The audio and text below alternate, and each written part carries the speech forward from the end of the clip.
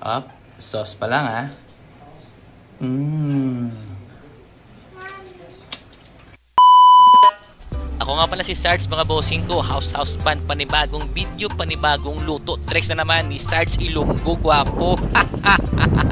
Pupunta muna ako dito bossing sa may Bata Market kasi bibili tayo ng ating mga sangkap, no, or mga ingredients para sa lulutuin nating beef stick ala Sarge version. So bibili tayo dito ng tawag dito tapa na half kilo lang, no, di ba? Yan, kasi tatlo lang kami, so half kilo lang yung kukunin ko para saktong-sakto lang sa amin na tatlo. Kasi yung sobra na yan, syempre bukas masarap yan i-breakfast. So pagkatapos ng beef natin dito, pupunta ako sa tindahan sa gilid niya, bibili ako dito ng slice na mushroom.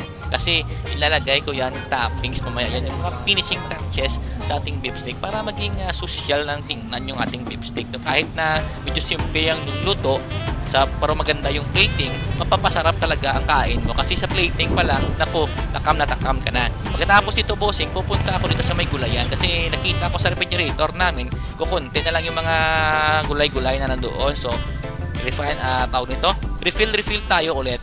Ayan, konting lakad lang yan, kita mo naman yan, no? Yan, no? Dito kasi yung suke ko bossing, yan, madalas ako dito kasi meron ako ditong discount. Okay, so mga sibuyas, mga kamatis, mga bawang, yan. So pagkatapos natin dito bossing, siyempre uuwi na tayo sa ating humble abode. Alright, nandito na tayo mga bossing. Ito nga pala yung aking pinatapa na beef. Yan, konting hasa. Yan, prepare yung ating tapalan. Okay, so pupulpugin natin dito bossing yung ating karne para mas maganda, no? Para mas mabilis yung kanyang paglambot mamaya. Parang namumulpog ka lang yan ng mga martilyo, no? Yan yung mga skills na dapat natin malaman. Ang mga basic skills lang yan, pa-pound lang natin yan, di ba? Para hindi ka na mahirapan. Ayun. So hindi niya pala nakita kanina yung ating beef mga bossing. Nilagyan ko yan siya ng Sprite, no? Isang maliit na Sprite lang swak to. Okay, so siyempre magluluto tayo. Cheers muna tayo yung mga bossing ko. chill tayo bossing para maganda yung luto natin. Gagasolina tayo muna sa ating sarili. Okay, ito na. Ipiprituin na natin dito bossing yung ating beef tapa. Yung technique ko dito pala sa pagprito ko ay yung bossing high fire. Para gusto ko siyang i-shock yung ating mga beef na karne na yan. Kasi pag i-low fire mo siya, medyo tawag nito, lalo siyang titigas. Iba kasi kung high fire siya, yan, medyo malalambot na siya.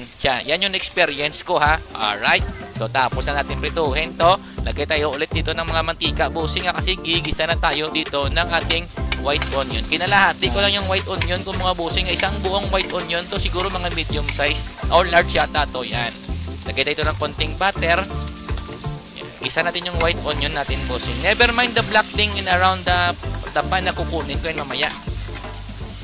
Yan. So tamang gisa lang Yung apoy ko hindi na masyado yan mainit. So lagay natin dito yung ating karne. Yung apoy ko hindi na siya masyadong high fire, medium fire ko na siya. Kanina kasi high fire sa pagprito. Okay? So lagay natin ulit na konting butter again. Tapos ilagay ko na dito yung mga bawang natin. Isang buong bawang to Hindi ko na siya pala to binalatan. Yung in-slice ko lang yung kanyang mga sapwet niya yan. Kasi hindi ko siya gusto masunog dito. Gusto ko kasi siya, yung parang puti lang siya, parang tawag nito, Italian type ba? Oh. Okay. Yan, gisa-gisa lang kita mo. Nakuha ko na yung itim yan sa gilid ng pan natin Gisa-gisa yun ang technique, gisa. Alright. Diba? Lagay rin yung ating marinate.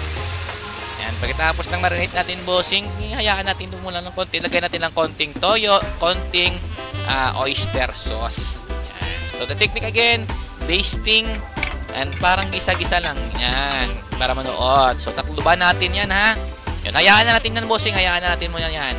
So tingnan natin medyo nahuhubas-hubas na yung kanyang sauce. Lagyan natin ng konting tubig, no? Yan, kasi ito na yung second natin. Second wave na ng ating paglaga. Alright, so tingnan natin Check natin yung tenderness ng karne natin kung okay na o hindi pa. Pag hindi pa okay mga bossing, lagay tayo ng konting tubig ulit Yan yung technique natin. Alright, so tatakloban natin yan. Siguro more or less mga 50 to 20 minutes kasi karne ito mga bossing Okay, so ayun na. Bumubula-bula siya. Testing again ng tenderness ng ating karne. So sa akin ito bossing video okay na to yung tenderness niya ha.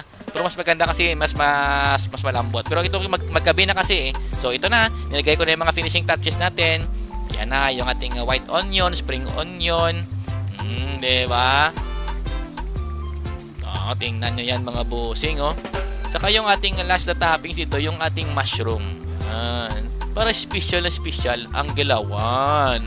Takloban natin to bossing ng 1 minute lang para gusto ko lang siya mausukan ng konti yung ating white onion. O, kitang-kita mo na.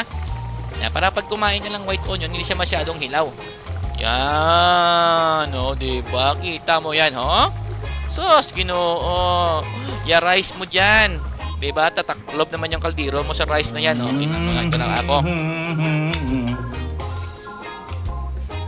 Up. Sauce pa lang, ha?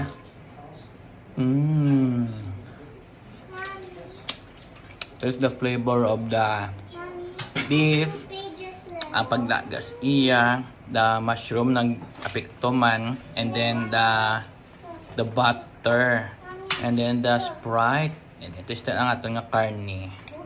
Yeah. Very good because you finish on the box. Humok siya. But as not sa humok kaayo kay tungod gabi na ni siya. So anyway, kung iluto ko na siya next time, iba mas temprano para sa kag humok-hom. Mas as yan ang imong mata mapipul eyes sa kanamit turn.